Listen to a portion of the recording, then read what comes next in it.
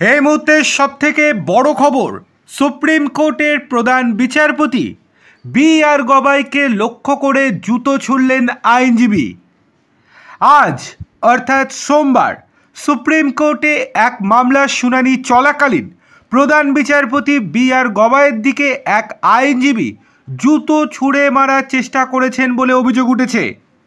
প্রধান বিচারপতির একটি মন্তব্যে সনাতন ধর্মের অপমান হয়েছে, এই অভিযোগে হামলা করার চেষ্টা হয়েছে বলে জানা গিয়েছে। ঘটনাটা ঘটার সঙ্গে সঙ্গেই সুপ্রিম কোর্টের নিরাপত্তারক্ষীরা দ্রুত পদক্ষেপ নেন এবং অভিযুক্ত আইনজীবীকে ধরে আদালতের বাইরে নিয়ে যান। ওই আইনজীবীর নাম রাকেশ কিশোর। তাকে হেফাজতে নেওয়া হয়েছে এবং জিজ্ঞাসাবাদ করা হচ্ছে বলে সূত্রের খবর। ঘটনাস্থলে নয়াদিল্লি এবং সুপ্রিম কোর্টের ডিসিপি অর্থাৎ ডেপুটি কমিশনার অফ পুলিশ উপস্থিত রয়েছেন।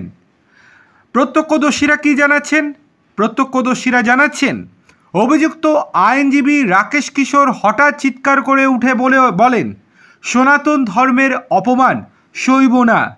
দেশের মানুষ প্রতিবাদ করছে, আমিও প্রতিবাদ করব। যিনি এই মন্তব্য করেছেন তাকে শাস্তি পেতেই হবে। এরপরেই তিনি প্রধান বিচারপতির দিকে জুতো ছোড়ার চেষ্টা করেন, তবে নিরাপত্তারক্ষীরা সঙ্গে সঙ্গে তাকে কাবু করে ফেলেন। এই অপ্রত্যাশিত ঘটনায় দেশের প্রধান বিচারপতি বি.আর. গবাই বিন্দুমাত্র বিচলিত হননি বলে জানিয়েছেন। ঘটনার পর তার প্রতিক্রিয়া ছিল, এই ধরনের ঘটনায় আমরা বিচলিত হই না। এরপর তিনি অন্য মামলায় শুনানি স্বাভাবিকভাবে চালিয়ে যান।